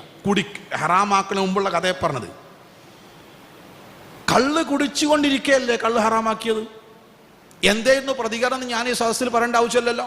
ഫന്തഹൈനാ യാ റസൂലല്ലാഹ്. എന്താ അള്ളാഹു ആയത്തിന്റെ അവസാനം ചോദിച്ചത്? ഫഹൽ അൻതും മുന്തഹൂൻ, നിങ്ങൾ കള്ളിൽ നിന്ന് വിരമിക്കുന്നില്ലേ? ഫന്തഹൈന എന്ന് പറയുമ്പോൾ അബൂ തൽഹ റളിയല്ലാഹുവിന്റെ കള്ള് ഷാപ്പിൽ ലക്ഷക്കണക്കിന് രൂപയുടെ കള്ള് സ്റ്റോക്ക് ഉണ്ടായിരുന്നു. വിറ്റ് കിട്ടിയ പൈസ ഉണ്ടായിരുന്നു. എല്ലാം അടിച്ച് പൊളിച്ചോണ്ട് കത്തിച്ച് കളഞ്ഞതാ. കള്ള് ഷാപ്പ് നിമിഷ നേരം കൊണ്ട് കത്തിച്ചാമ്പലായി. കള്ള് ഷാപ്പ് മാത്രമല്ല, കള്ള് വിറ്റ് കിട്ടിയ പണവും ചാമ്പലായി. കള്ള് ഷാപ്പ് കത്തി അമർന്നപ്പോഴാണ് കള്ളിൻ്റെ പാത്രം കാണുന്നത്. കള്ള് ഷാപ്പിൻ്റെ ബാക്കിലേന് അടിച്ച് പൊളിച്ച്. എന്തിനാ അപ്പം ഞങ്ങളോട് ചരിത്രം പറയണ്? കള്ളിൻ്റെ പുഴയൊഴുകി. എന്തുമാത്രം മാറ്റം ഉണ്ടായിന്ന് പറയും. അള്ളാഹു വിരോധിച്ചപ്പോൾ ഒരാഴ്ച കഴിഞ്ഞു. കള്ള് നിരോധിച്ചിട്ട് ഒരാഴ്ച കഴിഞ്ഞിട്ട് മദീന പള്ളിയിൽ അസ്റാൻ കൊടുത്ത്. അപ്പോൾ എല്ലാവരും പള്ളിക്ക് വരുന്ന കൂട്ടത്തിൽ ഒരു സ്വഹാബി ഒരു പെൺ ഒട്ടകത്തിൻ്റെ മൂക്കേറും പിടിച്ചിങ്ങനെ വരിക. പുറത്ത് കയറിയില്ല, അങ്ങനെ കൊണ്ടുവരിക. എന്നിട്ട് അതിനെ പള്ളീൻ്റെ അവിടെ കെട്ടി കയറി അസറൊക്കെ നിസ്കരിച്ച് കഴിഞ്ഞ് പ്രവാചകനെ വിളിച്ചിട്ട് വരി, ഈ ഒട്ടകത്തിൻ്റെ പാൽ കുടിക്കാൻ പറ്റുമോ എന്ന് ചോദിച്ചു. ഒട്ടകത്തിൻ്റെ പാൽ എന്താ കുടിക്കുന്നതിന്? അത് നിങ്ങൾ വിചാരിച്ച ഒട്ടകമല്ല പറഞ്ഞു. പിന്നെ ഒട്ടകത്തിന് എന്താ പ്രത്യേകത? അതോ ഒരാഴ്ച മുമ്പ് നമ്മൾ അബൂ തൽഹ റളിയല്ലാഹുവിൻ്റെ കള്ള് ഷാപ്പ് അടിച്ച് പൊളിച്ചപ്പോൾ അവിടെ കള്ള് ശേഖരിച്ച പാത്രമൊക്കെ അടിച്ച് പൊളിച്ചല്ലോ. അപ്പോൾ ആ കള്ളിങ്ങനെ മരുഭൂമിയല്ലേ, മരുഭൂമി വെള്ളം കുടിക്കൂലല്ലോ. അതോരോ കുഴിയിൽ ഇങ്ങനെ തളം കെട്ടി നിന്ന് ഇങ്ങനെ ആവിയായിട്ട് അങ്ങനെയാണ് പോയതാണ്. അങ്ങനെ മുന്തിരിക്കള്ള് തളം കെട്ടിക്കിടന്ന ഒരു കുഴിയിൽ നിന്ന് ഒരു കൈതച്ചെടി മുളച്ചു വന്നു. കൈതച്ചെടി എന്ന് പറഞ്ഞാൽ ഒട്ടകം ഭക്ഷിക്കുന്ന ഒരു തരം മുള്ളുള്ള കൈതച്ചെടി മരുഭൂമിയിലുണ്ടാവുള്ളൂ. അപ്പൊ കള്ള് വറ്റിപ്പോയ കുഴിയിൽ നിന്ന് ഒരു കൈതച്ചെടി മുളച്ചു വരുമ്പം പ്രവാചകര് ആ കൈതച്ചെടിയിൽ കള്ളിന്റെ അംശം ഉണ്ടാവൂലേ? റസൂലൊന്നും മിണ്ടിയില്ല. അങ്ങനെ ആ കൈതച്ചെടി ഈ ഒട്ടകം ഭക്ഷിക്കുമ്പോൾ ആ കൈതച്ചെടിയിലുള്ള കള്ളിന്റെ അംശം അതിന്റെ പാലിലുണ്ടാവൂലേ? അപ്പൊ ഇതിന്റെ പാൽ കുടിക്കാൻ പറ്റുമോ? ഈ മാറ്റം എന്താ ഉണ്ടായത്? റദീതു ബില്ലാഹി റബ്ബൻ. അള്ള വിരോധിച്ചോ? വേണ്ട. നമ്മളോ കള്ളിനെ ബീറാക്കി പലിശനെ ബോണസാക്കി എങ്ങനെ ഹലാലാക്കാം എന്നെടുത്താണ് ഇപ്പോൾ ആലോചിച്ചു കൊടുക്കുന്നത്. നമ്മളും പറയും റദീതു ബില്ലാഹി റബ്ബൻ. കരിമ്പൊള്ളാണ് റദീതു ബില്ലാഹി റബ്ബൻ. അള്ളാഹു ഒന്നാം സ്ഥാനത്ത്. സഅദ് റളിയല്ലാഹു അൻഹു മുസ്ലിമായി. ഉമ്മ തൻ്റെ മകനെ ഇസ്ലാമിൽ നിന്ന് പുറത്തേക്ക് കൊണ്ടുവരാൻ സ്വീകരിച്ച നൂതനമായൊരു സമരമുറയുണ്ട്. അതാണ് നിരാഹാരം കിടക്കുക എന്നാണ്. ഇത് ഗാന്ധി തുടങ്ങിയൊന്നുമല്ല. സഅദ് റളിയല്ലാഹുവിൻ്റെ അമ്മയാണ് ആദ്യമായിട്ട് നിരാഹാരം കിടന്നത്. എന്തിന്? മകൻ ഇസ്ലാമിൽ നിന്ന് ഇങ്ങോട്ട് പോരണം. എങ്ങനത്തെ സമ്മർദ്ദം ഉണ്ടോ നിങ്ങൾ ആലോചിച്ച് നോക്കി. എൻ്റെ വീട്ടിൻ്റെ മുമ്പിൽ എൻ്റെ അമ്മ ഒരു പന്തലും കെട്ടി നിരാഹാരം കിടന്നാൽ നാട്ടുകാർ എനിക്കെതിരാവൂലേ? എടാ എനിക്ക് മുജാഹിദോ വലുത്, ഉമ്മയോ വലുത്, ഉമ്മനെ കൊന്നിട്ടാ മുജാഹിദ് ആവേണ്ടത് എന്ന് പറയില്ലേ? സ്വാഭാവികം. അതിനെന്നാണ് അമ്മ വെച്ച് പണിയെടുത്തത്. അതിശക്തമായ സമ്മർദ്ദമുണ്ടായി. സഅദ് റളിയല്ലാഹു പലപ്പോഴും ഉമ്മയെ അനുനയിപ്പിക്കാൻ നോക്കി. ഉമ്മ വഴങ്ങില്ല. നീ ഇസ്ലാമെന്ന് പോരാതെ ഒരു തുള്ളി വെള്ളം കുടിക്കൂല, ഒരു ഭക്ഷണം കഴിക്കൂല, ഞാൻ വെയിലത്തുനിന്ന് മാറിയിട്ട് പൂരൻ്റെ ഉള്ളിൽ കുത്തിരിക്കൂല. എന്തപ്പോൾ കാട്ടുക? അവസാനം സഅദ് റളിയല്ലാഹു പറഞ്ഞു, ഉമ്മ നിങ്ങൾക്ക് അള്ളാഹു 1000 ജന്മം തന്നു. ആ 1000 ജന്മവും നിങ്ങൾ ഇങ്ങനെ പട്ടിണി നടന്ന് മരിച്ചാലും ശരി ഇസ്ലാമെന്ന് സഅദ് പുറത്തേക്ക് വരൂല എന്ന്. അപ്പോഴാണ് ആയത്തിറങ്ങിയത്, വഇൻ ജാഹദാക അലാ അൻ തുശ്രിക ബി മാ ലൈസ ലക ബി ഇൽമുൻ ഫലാ തുതിഉഹുമാ. ശിർക്ക് ചെയ്യുന്ന കാര്യം ആര് പറഞ്ഞാലും ശരി അവരോട് കാണിക്കേണ്ടതില്ല, അനുസരണം കാണിക്കേണ്ടതില്ല. വസാഹിബുഹുമാ ഫിദ്ദുനിയാ മഅറൂഫ. മറ്റ് ഭൗതിക കാര്യത്തിലൊക്കെ മാതാപിതാക്കൾ കൊടുക്കേണ്ട എല്ലാ സ്ഥാനവും കൊടുക്കണം. ശിർക്ക് പറഞ്ഞാൽ ഞങ്ങൾ അംഗീകരിക്കേണ്ടതില്ല. നോക്കി, നിങ്ങൾ മാതാപിതാക്കളുള്ളതിനേക്കാൾ സ്നേഹം അല്ലാഹുവിനോട്. അതാണ് റദീതു ബില്ലാഹി റബ്ബൻ. 2 വബി മുഹമ്മദിൻ റസൂലൻ. സഹോദരങ്ങളിൽ നമ്മുടെ റോൾ മോഡൽ ആരാണെന്ന്. എൻ്റെ വീട്ടിലെ എൻ്റെ മക്കളെ റോൾ മോഡൽ ഞാനാണോ? അല്ലല്ലോ. നമ്മളെ റോൾ മോഡൽ പ്രവാചകനാണോ? അല്ലല്ലോ. നമുക്ക് വേറെന്തൊക്കെ അല്ലേ? എല്ലാ മേഖലയിലും, ഡ്രസ്സിൽ, എല്ലാ കാര്യത്തിലും പ്രവാചകൻ എവിടെ, നമ്മളെവിടെ? ഏതോ മൂവാറ്റുപുഴ തൊടുപുഴയുള്ള ഏതൊരു അധ്യാപകൻ ചോദ്യപേപ്പറിൽ പ്രവാചകന്റെ അപകീർത്തിപ്പെടുന്ന ഒരു പരാമർശം നടത്തിയപ്പോൾ കൈവെട്ടിയോല ഞാനും നിങ്ങളും. എന്നാൽ ആ പ്രവാചകന്റെ ഓരോ സുന്നത്തിനെയും പച്ചയായി ഉപേക്ഷിക്കുന്ന ആളുകളാണ് നമ്മളെന്നത് നമുക്ക് യാതൊരു മനസാക്ഷി കുത്തും ഉണ്ടാക്കണില്ലല്ലോ. ആലോചിച്ച് നോക്കി നിങ്ങൾ. ഞാനൊരു ചരിത്രം പറയാം. ഉമറുൽ ഫാറൂഖ് റളിയല്ലാഹു അൻഹു 20ഓളം സാമ്രാജ്യം ഇസ്ലാമിക സാമ്രാജ്യത്തോട് ചേർത്ത് വെച്ച ആളാണ്. അന്നത്തെ ലോകത്തെ സെലിബ്രിറ്റിയാണെന്ന് അർത്ഥം. എല്ലാവരും ഉറ്റുനോക്കുന്ന ഒരു ഭരണാധികാരിയാണ്. വളരെ ലളിതമായ ഡ്രസ്സ്, ഒരു കഴുതപ്പുറത്ത്, ഒരു അംഗരക്ഷകനില്ലാതെ, പാറാവുകാരനില്ലാതെ, യാതൊരുവിധ ജാടയില്ലാതെ അങ്ങനെ നടക്കുന്ന ഒരു മനുഷ്യൻ. അത്ഭുതമായിരുന്നു. അപ്പോൾ ഈ രാജാക്കന്മാർക്ക് പല സദസ്സിലും പങ്കെടുക്കേണ്ടി ഉച്ചകോടി എന്നാ പറയാം. അതിലിപ്പോൾ മുസ്ലിങ്ങൾ മാത്രമല്ല ഉണ്ടാകുക, പല ജാതി മനുഷ്യന്മാരും ഉണ്ടാവും. അങ്ങനെ ഏതോ വലിയ രാജാക്കന്മാരൊക്കെ പങ്കെടുത്തൊരു ഉച്ചകോടിയിൽ ഉമറുൽ ഫാറൂഖ് റളിയല്ലാഹു അൻഹു പങ്കെടുക്കേണ്ടി വന്നു. സ്വാഗതം എല്ലാവരും ശ്രദ്ധിക്കണ ഇയാളെയാണ്, അന്ന് അത്ര അറിയപ്പെടുന്ന ആളാണ്. അങ്ങനെ ഉച്ചകോടി കഴിഞ്ഞ് ഭക്ഷണം കഴിക്കണമല്ലോ. ഭക്ഷണം കഴിച്ചു കഴിഞ്ഞാൽ ഈ കഴിച്ച പാത്രം നല്ലോണം വടിച്ച് വൃത്തിയാക്കണം എന്നാണ് ഇസ്ലാമിൻ്റെ നിയമം. നമ്മൾ ഇന്ന് രാവിലെ ഭക്ഷണം കഴിച്ച പാത്രം നോക്കണ്ട നിങ്ങൾ. നമ്മളെ വീട്ടിലെ ഈ വാഷ് ബേസിൻ ഒന്ന് പരിശോധിച്ച് നോക്കണ്ട നിങ്ങൾ. അതിൽ ചിതറിക്കിടക്കുന്ന ഭക്ഷണം ഉണ്ടെങ്കിൽ ഒത്തിരാൾക്ക് ഭക്ഷണം കഴിക്കാമെന്നറിയോ? മുസ്ലിമിൻ്റെ വീട്ടിലാണിത്. അപ്പോൾ ഈ വടി ഇങ്ങനെ കണ്ട് അടുത്തിരിക്കണ ഒരാൾ, അയാൾ മുസ്ലിം അല്ല, അപ്പം അയാളിത് ആദ്യമായിട്ട് കാണുക അങ്ങനെ പാത്രം ഇങ്ങനെ വടിക്കണേ. ആ വടിയാണെങ്കിലോ ഒരു വല്ലാത്ത വടി, ഒരു ഇങ്ങനെ വടിച്ചെടുക്കുക. അപ്പം ഇയാൾക്ക് തോന്നിയ ഇതിന് ചോറ് മതിയായില്ലാണ്. അപ്പം ഇയാൾ പറഞ്ഞു ലേശം ചോറ് ഇട്ട് കൊടുത്താളെ ആ പാത്രം പോട്ടാവും, അയാദ്യ വടിയാ വടിക്കണത്. അപ്പോൾ ഉമർ അള്ളാഹുവിന് പറഞ്ഞ് ഭക്ഷണം വേണ്ട മതി, പിന്നെന്താ ഇങ്ങനെ വടിക്കണേ നിങ്ങൾ? അയാൾക്കറിയില്ല മുസ്ലിം അല്ല, അയാൾ കുറ്റമാരുടെ കാര്യമല്ലോ. അയാളോടൊന്നും കയർത്ത് സംസാരിച്ചില്ല. എല്ലാം കഴിഞ്ഞ് കൈയൊക്കെ കഴുകി ഇയാളെ വിളിച്ചു, പേരൊക്കെ ചോദിച്ച് പരിചയപ്പെട്ടു. അദ്ദേഹം പറഞ്ഞു ഞാൻ മുസ്ലിമാണ്, ഞാൻ പിൻപറ്റുന്നത് അള്ളാൻ്റെ റസൂലിനെയാണ്. ആ റസൂൽ എന്നെ പഠിപ്പിച്ചതാണ് ഭക്ഷണം കഴിച്ചു കഴിഞ്ഞാൽ പാത്രം നന്നായി തുടച്ച് വൃത്തിയാക്കണം, വിരലുകൾ നന്നായി നക്കി തുടക്കണം. എനിക്ക് നക്കാൻ കഴിയൂലെങ്കിൽ എൻ്റെ ഭാര്യനെ കൊണ്ടോ മക്കളെ കൊണ്ടോ നക്കിപ്പിക്കണം. ഒന്ന് നോൽമ്പറക്കുമ്പോൾ കൊടുത്തു കഴിഞ്ഞാൽ ചെന്ന് നോക്കേണ്ടി ഓളെടുത്ത് നോക്കിയാൽ എൻ്റെ നാവിന് എന്തോ ഒരു വേദന, അതൊന്ന് നക്കിയാൽ ഓള് പറയും ഞാൻ എൻ്റെ നാക്കല്ല. എന്നിട്ട് അദ്ദേഹം ചോദിച്ചൊരു ചോദ്യമുണ്ട്, ആ അത്റുക്കു സുന്നത്ത ഹബീബി ലിഹാഉലാഇൽ ഹംഖാ. ഉമറുൽ ഫാറൂഖിന്റെ മരിക്കാത്ത വാക്കുകളാണ്. ഹാസിബു ഖബ്ല അൻ തുഹാസബു എന്ന് പഠിപ്പിച്ച അതേ നാവ് കൊണ്ട് ലോകാവസാനം വരെ വരുന്ന വിശ്വാസികൾക്ക് പ്രവാചകന്റെ ഒരു ചര്യയോട് കാണിക്കേണ്ട ആത്മബന്ധത്തെപ്പറ്റി ദിശാബോധം നൽകുന്ന അതിശക്തമായൊരു വാക്കാണ് അദ്ദേഹം പറഞ്ഞത്. അത്റുക്കു സുന്നത്ത ഹബീബി ലിഹാഉലാഇൽ ഹംഖാ. കുറേ വിഡ്ഢികൾ ഇവിടെ തടിച്ചുകൂടി എന്ന് കരുതി എൻ്റെ പ്രേമഭാജനമായ പ്രവാചകന്റെ സുന്നത്ത് ഒഴിവാക്കണമെന്നാണോ നിങ്ങൾ കൽപ്പിച്ചതെന്ന്? ഒരു സുന്നത്തിനടുത്ത വില അദ്ദേഹം മുസ്ലിമായി. ഈ മനുഷ്യൻ പ്രവാചകനെ പഠിക്കൂ, ഇത്ര വലിയൊരു മനുഷ്യനോ? അങ്ങനെ ഉണ്ടൊരു മതം പഠിച്ചു ഒരൊറ്റ സുന്നത്തിൻ്റെ പേരിലാണ്. നമ്മളെ ജീവിതത്തിൽ എന്ത് സുന്നത്ത്? സുന്നത്തിന് നമ്മൾ കൊടുത്ത നിർവചനം എന്താ അറിയോ? ചെയ്താൽ കൂലിയുള്ളതും ഉപേക്ഷിച്ചാൽ കുറ്റമില്ലാത്തതും. പിന്നെ ആ പണിക്കേണ്ട ആവശ്യമില്ലല്ലോ സഹോദരന്മാരെ. സുന്നത്താണ് സ്വർഗം. അറിയോ? ഇപ്പൊ നമ്മൾ ദുഹുസ്കരിച്ചല്ലോ, ഈ ഫർദ് നിസ്കാരത്തിൽ ന്യൂനതണ്ടയെ പരിഹരിക്കാനുള്ള വഴി എന്താ? ഈ ദുഹുറിന്റെ സുന്നത്താ. സുന്നത്തില്ലെങ്കിലോ പരിഹരിക്കാൻ കഴിയൂല. അയാൾ എവിടെ പോവും? നരകത്ത് പോവും. നരകത്ത് പോയത് ദുഹുസ്കരിക്കായിട്ടാണോ സുന്നത്ത് നിസ്കരിച്ചിട്ടാണോ? ഇത് പഠിപ്പിക്കും. സുന്നത്താണ് നമ്മൾ ആത്മാവ്. സുന്നത്ത് ഫർളാണ്. ഫർള് സ്വീകരിക്കണോ സുന്നത്ത് വേണം. നബി സല്ലല്ലാഹു അലൈഹി വസല്ലം യാത്രയിലല്ലാതെ ഏതെങ്കിലും ഫർള് നിസ്കാരത്തിന്റെ റവാത്തീബ് ഒഴിവാക്കി നിങ്ങൾ കാണിച്ചു തരുമോ? യാത്രയിലാണെങ്കിലും തഹജ്ജുദ് ഒഴിവാക്കിയോ? സുബീന്റെ സുന്നത്ത് ഒഴിവാക്കിയോ? ഞമ്മക്ക് അന്നൊരു വിഷയമുള്ള സംഗതിയല്ലല്ലോ. നോക്കൂ നിങ്ങൾ, സുബീന്റെ സുന്നത്ത് എന്താ?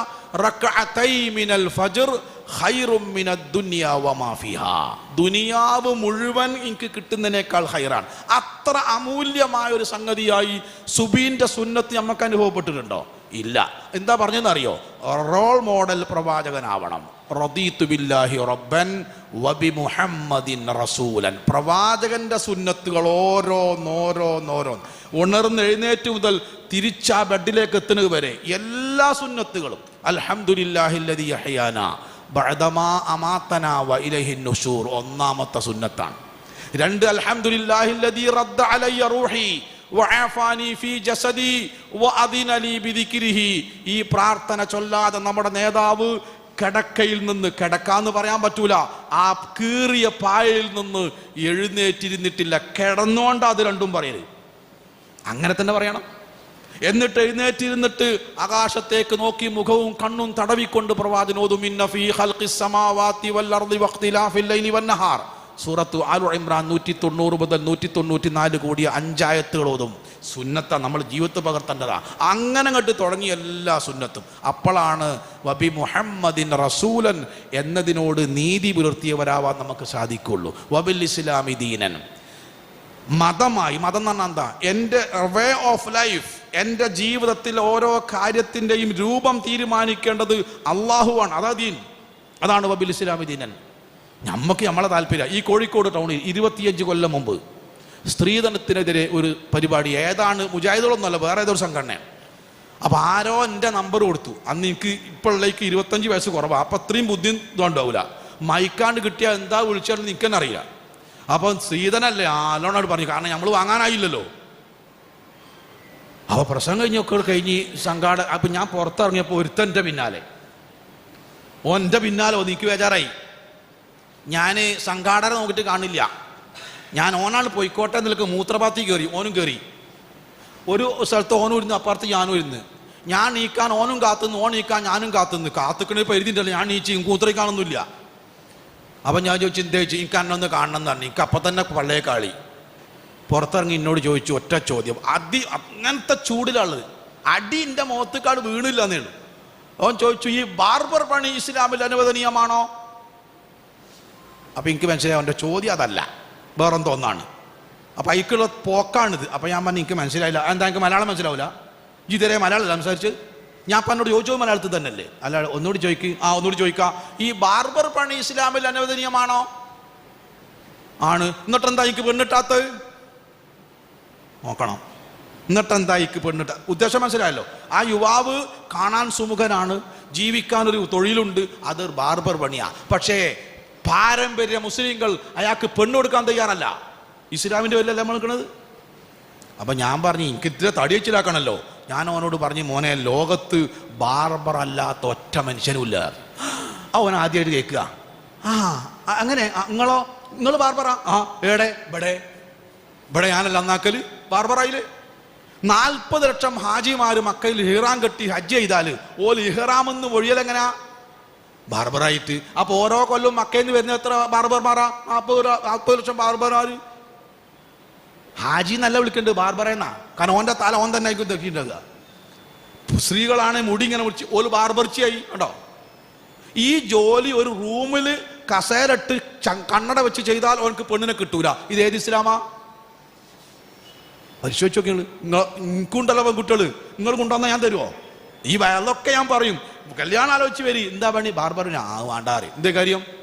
വബിൽ ഇസ്ലാമി ദീന. മദീന പള്ളിയിൽ അത്യത്ഭുതകരമായ കല്യാണം നടന്നു. ബനു ഹിന്ദ് ഗോത്രം പ്രബല കുടുംബമാണ്. ബനു ഹയ്യാദ് ഗോത്രം ബാർബർ കുടുംബമാണ്. ആ ബാർബർ കുടുംബത്തിലൊരു പെൺകുട്ടിയെ ബനു ഹിന്ദ് ഗോത്രത്തിലെ യുവാവിനെ കൊണ്ട് കല്യാണം കഴിപ്പിച്ചു അല്ലാഹു റസൂൽ. വബിൽ ഇസ്ലാമി ദീനൻ. ഈ ദീൻ നമ്മളെടുത്ത് നടക്കുമോ? നടക്കൂല. എന്നിട്ട് നമ്മൾ പറയില്ലേ വബിൽ ഇസ്ലാമി ദീനൻ? നോക്കി നിങ്ങൾ, പ്രവാചകന്റെ മുമ്പിലിരിക്കുക, 39 വയസ്സായ യുവാവ് കല്യാണം കഴിച്ചില്ല. റസൂൽ സല്ലല്ലാഹു അങ്ങനെ ലോകിയൊക്കെ പറഞ്ഞു, കുട്ടികൾ എത്ര ആടോ? കുട്ടികളാവാൻ കല്യാണം കഴിക്കണ്ടേ? അതെന്തേ? എന്നെ കണ്ടിട്ട് ഒരു പെണ്ണുങ്ങൾക്കും പറ്റില്ല, ഞാൻ വിരൂപനാണ്, റസൂലേക്ക് പെണ്ണ് കിട്ടില്ല. പടച്ചോനെ, ഒരു യുവാവിൻ്റെ ദുഃഖം. അത് ശരി, ഞാൻ ഇപ്പോഴാണല്ലോ അറിഞ്ഞാടോ, നിനക്ക് കുറച്ച് നേരത്തെ പറഞ്ഞു കഴിഞ്ഞോ? പെണ്ണ് അമ്മ കെട്ടണം, ഞാൻ ശരിയാക്കി തരാം. ഈ ഒരു കാര്യം ചെയ്യ്. ഒരാളെ പേരും അഡ്രസ്സൊക്കെ പറഞ്ഞു അവിടെ പോയിട്ടേ അയാൾക്കൊരു പെൺകുട്ടി ഉണ്ട്, ഞാൻ പറഞ്ഞാന്ന് പറഞ്ഞാൽ മതി. അപ്പം റസൂൽ പറഞ്ഞാൽ എന്തായാലും നടക്കുമല്ലോ എന്ന നിലക്ക് അതുവരെ ഇനി പെണ്ണ് വേണ്ടാന്ന് വിചാരിച്ച് ഇയാൾക്ക് പെണ്ടാത് പൂതി വെപ്പിച്ച് അങ്ങനെ ഉള്ളേക്ക് നല്ല കുപ്പായം തുണിയൊക്കെ ഇട്ട് അയാളെ വീട്ടിൽ പോയി കയറി ഇരുന്ന് വെള്ളമൊക്കെ കൊടുത്ത് വർത്താനൊക്കെ പറഞ്ഞ് എന്തേയി പോന്ന്. അപ്പോൾ ഇയാൾ പറഞ്ഞു, ഞാൻ പെണ്ണ് കെട്ടാൻ നിങ്ങൾക്കൊരു മോളുണ്ട് എന്ന് അറിഞ്ഞ് റസൂൽ പറഞ്ഞയച്ചതാണ്. അങ്ങനെ ഈ കണ്ണാടി നോക്കല്ലേ? ഏയ്, ഫിസിക്കലി യോജിക്കൂലാന്ന് അത് ഇയാൾ പറയുന്നത്. ഇയാൾ കാരണം റസൂൽ പറഞ്ഞാണല്ലോ. ശരി, വാപ്പ സമ്മതിക്കാൻ അപ്പം നിവൃത്തിയില്ലല്ലോ. ശരി, അങ്ങനെ വീട്ടിൽ നിന്ന് ഇറങ്ങുകയാണ്. അപ്പോഴാണ് ഒരു ജനലിൻ്റെ ഉള്ളിൽ കൂടി ഒരു ആയത്ത് ഇങ്ങനെ ഒഴുകി വരുന്നത്. ആരാ ഓതിയെന്നറിയോ? ഈ പെൺകുട്ടിയാണ്. ഓതിക്കൊടുത്ത ആർക്കാന്നറിയോ? യുവാവിനല്ല, ആപ്പക്ക. അതാ മുഅ്മിൻ.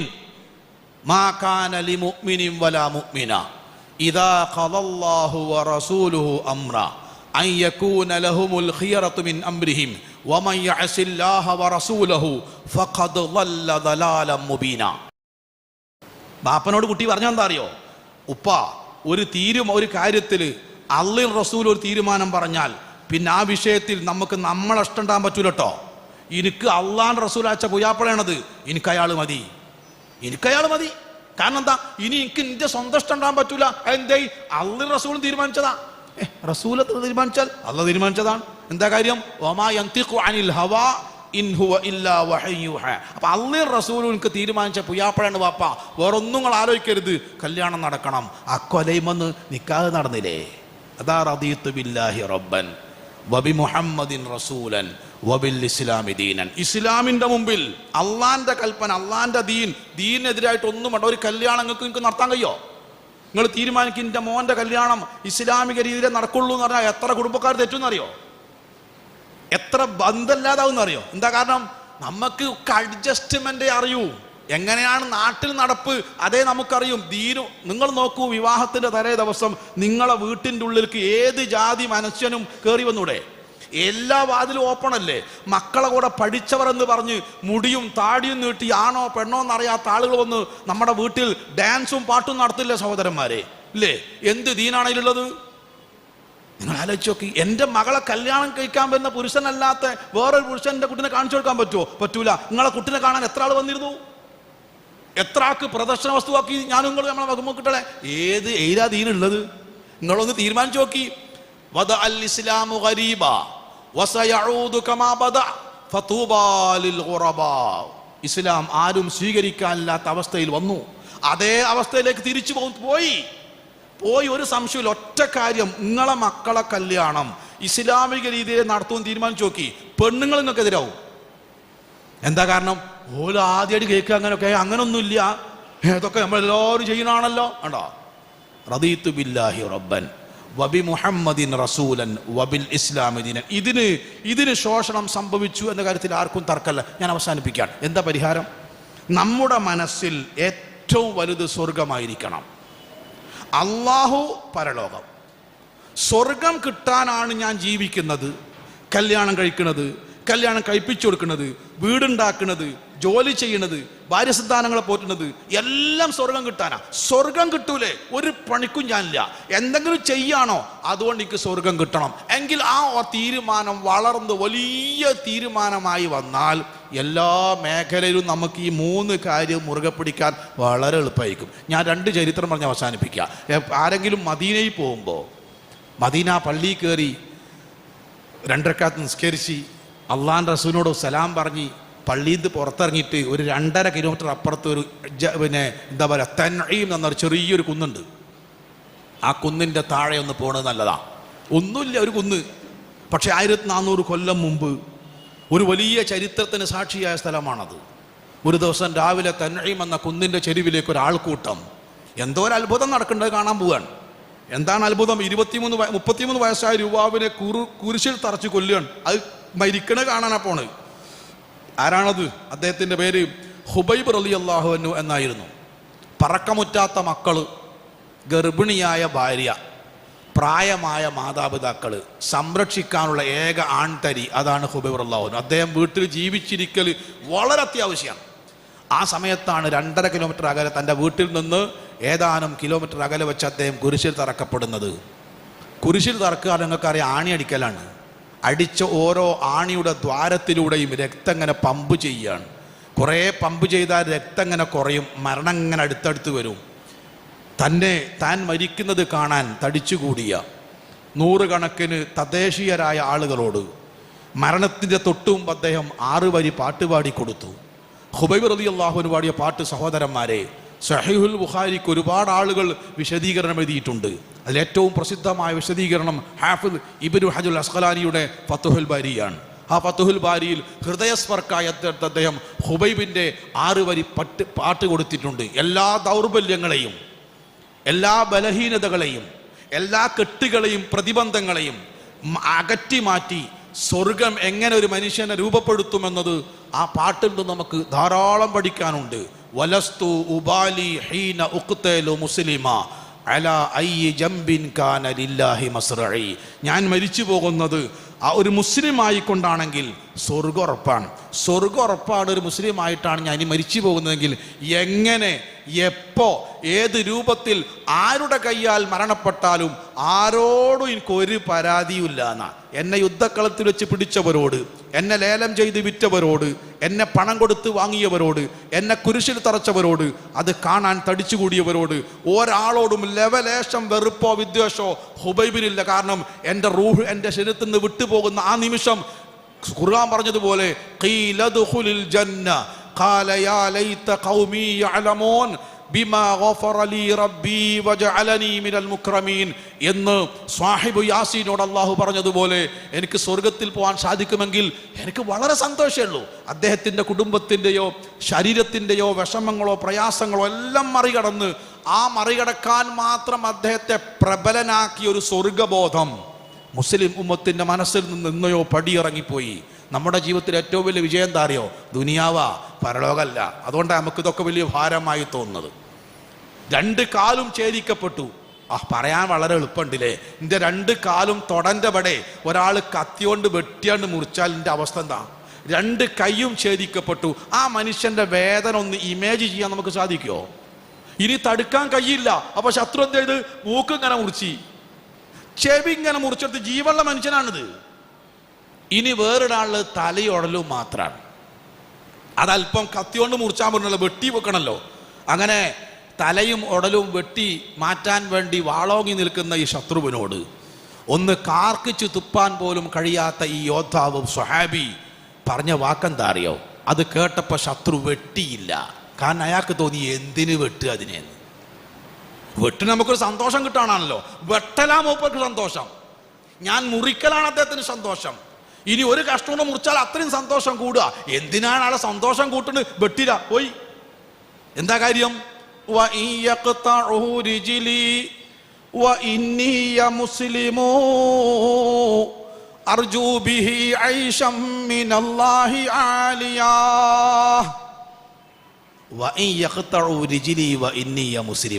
ഞാൻ അള്ളാനെ മാത്രം വിളിച്ച് പ്രാർത്ഥിക്കുന്ന ഒരടിമയായത് കൊണ്ടാണ് താങ്കൾ എന്നെ തുണ്ടം തുണ്ടമായി നുറുക്കുന്നതെങ്കിൽ നിങ്ങൾക്ക് തെറ്റുപറ്റി. എന്താ തെറ്റിയെന്നറിയോ? അർജൂ ബിഹി ഐശം മിനല്ലാഹി ആലിയ. എൻ്റെ ശരീരത്തിൽ നിന്ന് തെറിച്ചു വിടുന്ന ഓരോ തുണ്ട് മാംസത്തിന് പകരം, ഓരോ തുള്ളി രക്തത്തിന് പകരം അള്ളാന്റെ അടുക്കൽ വലിയ പ്രതിഫലമാണ് എന്നെ കാത്തു നിൽക്കുന്നത്, വെട്ടിക്കോളൂ എന്നൊരു മനുഷ്യൻ പറയണമെങ്കിലേ അദ്ദേഹത്തിൻ്റെ മനസ്സിലെ സ്വർഗത്തിൻ്റെ വലുപ്പത്രയാ. ഈ സ്വർഗമാണ് പ്രവാചകൻ സ്വഹാബികൾക്ക് പകർന്നു കൊടുത്തത്. അതുകൊണ്ടാണ് ഖൈറുൽ ഖുറൂനി ഖർനി, ഏറ്റവും നല്ല നൂറ്റാണ്ട് എൻ്റെ നൂറ്റാണ്ട്. അന്ന് കമ്പ്യൂട്ടർ ഉണ്ടോ? ഇല്ല. ടെലിഫോൺ ഉണ്ടോ? ഇല്ല. പ്ലെയിൻ ഉണ്ടോ? ഇല്ല. തീവണ്ടി ഉണ്ടോ? ഇല്ല. മോട്ടോർ വാഹനം ഉണ്ടോ? ഇല്ല. പിന്നെ ഏതർത്ഥത്തിലാ സഹോദരന്മാരെ അതാണ് നൂറ്റാണ്ട്, ഏറ്റവും നല്ല നൂറ്റാണ്ട് നമ്മുടെ നേതാവ് പറഞ്ഞത്? ആ വളർച്ചയാ നമുക്ക് തളർന്നു പോയതല്ലാതെ ഭൗതികമായ വളർച്ചയല്ല. ആ മനുഷ്യരുടെ മനസ്സിൽ സ്വർഗമായിരുന്നു വലുത്. മരിക്കുന്ന സമയത്തുള്ള ദാഹം ഏത് ജാതിയാ നിങ്ങൾക്ക് അറിയോ? സമുദ്രത്തിലെ മുഴുവൻ കുടിക്കാൻ കൊടുത്താലും അവൻ്റെ ദാഹം മാറൂല.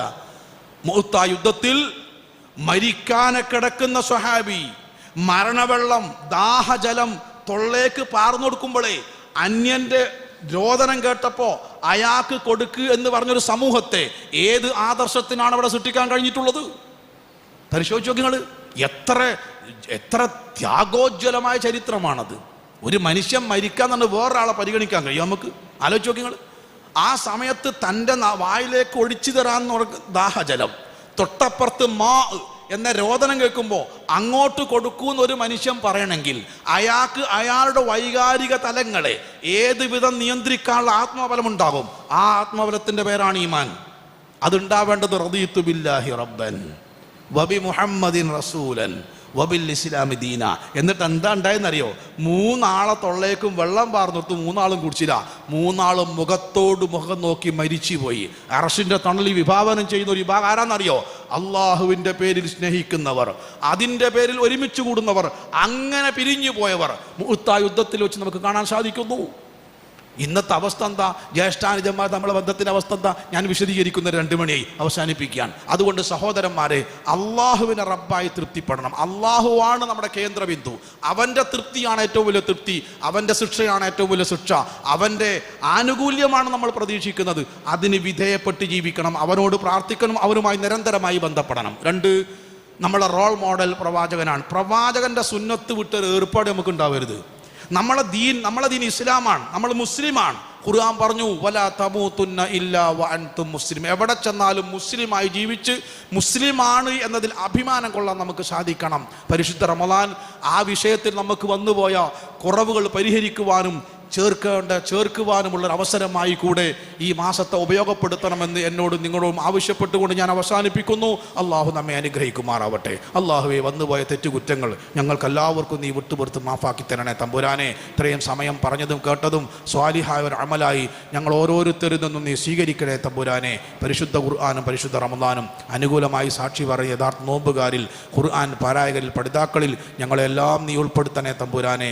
യഥാർത്ഥമായ ഈമാനിൻ്റെ, തഖ്വയുടെ, ഇഖ്ലാസിൻ്റെ വാഹകരായി ജീവിച്ച് മരിക്കാൻ ഞങ്ങൾക്കെല്ലാവർക്കും നീ തൗഫീഖ് നൽകണേ തമ്പുരാനെ. രോഗികളായ എല്ലാവർക്കും നീ ശിഫയും ആരോഗ്യവും നൽകി അനുഗ്രഹിക്കണേ തമ്പുരാനെ. മരിച്ചുപോയ മുൻഗാമികൾക്ക് നീ മഗ്ഫിറത്തും മർഹമത്തും നൽകണേ തമ്പുരാനെ. ഞങ്ങളുടെ ജീവിതത്തിൽ, ജീവിത ഉപാധിയിൽ, കൃഷിയിൽ, കച്ചവടത്തിൽ, വരുമാനത്തിൽ, ആരോഗ്യത്തിൽ, സന്താനങ്ങളിൽ, ഇണകളിൽ, കുടുംബജീവിതത്തിൽ ഹൈറും ബർക്കത്തും പുരോഗതിയും പ്രദാനം ചെയ്യണേ തമ്പുരാനെ. മാറാവ്യാധി, മാരക രോഗത്തെ തൊട്ട്, താങ്ങാനാവാത്ത പരീക്ഷണങ്ങളെ തൊട്ട് ഞങ്ങളെല്ലാം നീ കാത്തുരക്ഷിക്കണേ തമ്പുരാനെ. റബ്ബനാ തഖബ്ബൽ മിന്നാ ഇന്നക അൻതസ് സമീഉൽ അലീം വതുബ് അലൈനാ ഇന്നക അൻതത് തവ്വാബുർ റഹീം വൽഹംദുലില്ലാഹി റബ്ബിൽ ആലമീൻ. വസ്സലാമു അലൈക്കും വറഹ്മത്തുള്ളാഹി വബറകാതുഹു.